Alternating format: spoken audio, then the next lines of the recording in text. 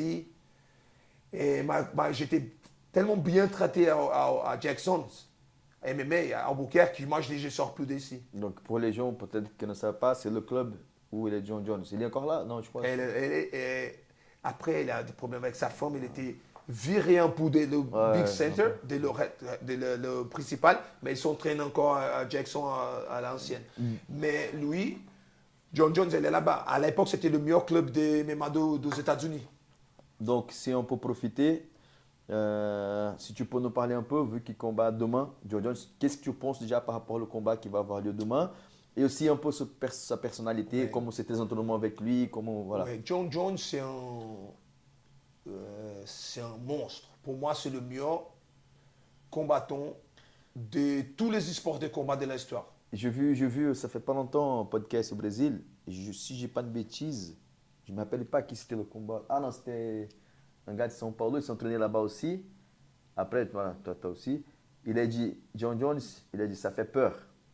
Ça fait peur. Ça fait peur et puis il est méchant aussi, au niveau des entraînements. C'est ça qu'il a dit. Ça dépend. C'était qui? Kane? C'était, je crois Louis que c'était- Kane? Non, je crois que c'était Flávio Álvaro. Je crois que c'était lui qui avait dit ça. Moi, j'étais là-bas 6 ans. Le gars avec moi, c'est un ami. Hein. J'ai On vu n'a que pas beaucoup de contacts aujourd'hui. j'ai vu qu'à l'époque, ça je viens de penser de ma tête si c'est faux, tu me dis, tu avais fait même une photo avec le maillot de Vasco. Ouais, et tout à l'époque, parce que moi, John Jones, parce qu'aux États-Unis, quand tu changes d'ambiance de MMA, moi, j'aime pas trop le MMA aujourd'hui. C'est un truc que moi, je fais plus. Moi, si je trouve un combat et me paye bien au Japon, je fais. Maman, l'ambiance, le milieu, j'aime pas. Il y a trop de blabla. Il n'y a pas beaucoup d'honneur. Et aussi, mais il n'y a pas beaucoup. Moi, j'aime pas. Mais quand à l'époque, j'étais là. Et donc, c'est une ambiance, c'est dur. Et quand j'ai arrivé là-bas, Diego Sanchez, George St-Pierre, Rashad Evans, c'était qui des grands champions. Et j'arrivais de Brésil tout seul, Cowboy Cerrone. Premier sparring là-bas, c'était avec Cowboy. Il m'a cassé les jambes. Et moi, j'étais dans le club tous les jours, même cassé, mal partout et tous les jours. Carlos Condit, Keith Jardine. Donc et quand j'arrivais là-bas, la personne qui m'a traité mieux, c'était John Jones. C'était le seul qui était vers moi. Comment tu t'appelles? My name is John Jones. J'ai dit, cool. Et moi, je fais un sparring des grappling avec lui à l'époque. C'était un combat avant son combat contre Shogun. Et moi, je l'ai renversé plusieurs fois avec la demi-garde des Pride, les frères Noguera, qui rentrent en dessous, sort aujourd'hui, les gens appellent ça Coyote Guard.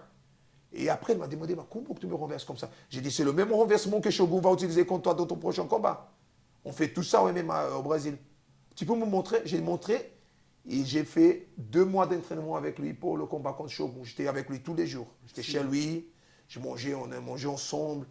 Et moi, il m'a invité pour aller dans son corner. Moi, je n'ai pas accepté. Parce qu'à l'époque, on avait beaucoup de la fierté brésilienne. J'ai dit, je ne vais pas être dans un corner de quelqu'un qui va se battre contre un Brésilien.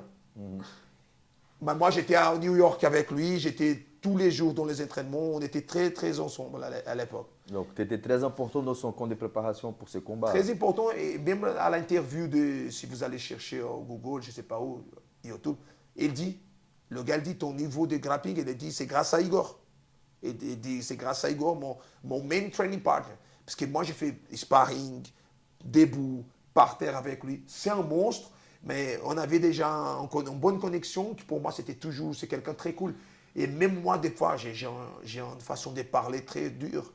Des fois, comme au jiu-jitsu. Parce qu'un jour, j'ai entré au club et je me rappelle, elle dit, Igor, today I'll fuck you up.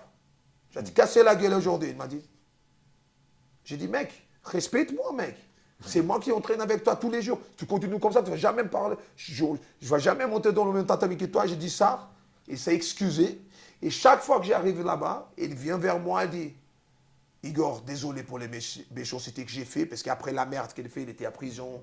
J'étais pas très bien. Et il me respecte beaucoup.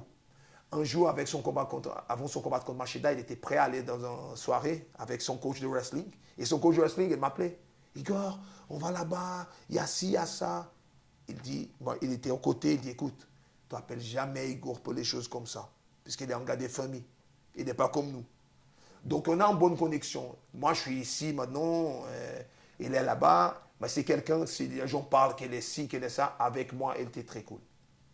Et puis, qu'est-ce qu'on pense pour le combat qui va avoir lieu demain contre Je pense que s'il est prêt, je pense qu'il est prêt, il va casser Miocic. Parce que lui, il est très fort et c'est un monstre. Ça fait longtemps qu'il ne monte pas dans la cage. Ça fait beaucoup de différences quand tu ne montes pas. Tu sens le stress encore. C'est comme si tu fais le premier combat. Mais quand tu as un gars d'une autre planète comme lui, c'est ça qu'elle pas dit. lui, c'est différent. Pas... Et puis, on va juste avancer un peu les choses. Si tu penses qu'il gagne demain, si par hasard il continue, il fait un combat soit contre Aspinall ou contre Poatan, qu'est-ce que tu penses qu'il pourrait? Aspinall, je pense, MMA, c'est très important d'analyser les choses comme ça, par rapport à combien d'heures, des vols que vous avez. Toi, tu es John Jones, mais si toi, tu es déjà blessé, fatigué et tout ça, tu n'as pas le même envie. La personne qui est là en train de monter, elle est plus motivée. C'est pas le même moment. Exactement. Elle n'est pas dans son prime. Et moi, je pense qu'Aspinall, c'est un combat difficile. Ça peut être dangereux pour John Jones. Le seul truc qui va être en faveur de John Jones, deux choses. D'abord, c'est lui-même. Et deuxième, c'est la légende. Parce que quand tu vois un gars comme lui, tu as toujours peur. Donc ça, le mental, il doit être tellement fort pour ça s'impose naturellement. Exactement. Et Pereira et Poatan, je pense que ça c'est un combat facile pour John Jones. Je pense qu'il arrive à mettre le sol facilement. Je pense qu'il va directement sur le sol et il n'était jamais testé par terre, Poatan. Même s'il fait ses entraînements et tout ça, je pense que ça peut être un combat plus facile. Je pense que aussi une des qualités qu'il y a, c'est qu'il est très intelligent aussi. Il est très intelligent. Du coup, s'il combat avec Poatan, donc il va utiliser une stratégie de ne pas rentrer dans la bagarre, il va faire son jeu. Il est très intelligent, mais il est très fier de lui aussi. S'il sait que le gars est striké, il va essayer de lui toucher 2-3 fois. Voilà, c'est ça que. Mais là, il peut prendre des risques à ce moment-là. C'est ça, mais tu te rappelles contre Machida, le premier frappe que Machida a pris à UFC, c'était de John Jones. Il a fait quelques rounds sans, je ne sais pas combien de combats sans être touché. Et John Jones a dit, ok, je vais le tester quand même. Il a touché. Donc c'est un gars imprévisible. Mais je pense qu'aujourd'hui, il va le mettre par terre. Mais qu'est-ce que moi je pense, c'est qu'après ce combat, c'est fini, il ne combattra plus. Ouais, je pense que aussi c'est le plan de Dana White, l'UFC, c'est de Anderson, finir comme une légende, comme le plus grand combattant de MMA.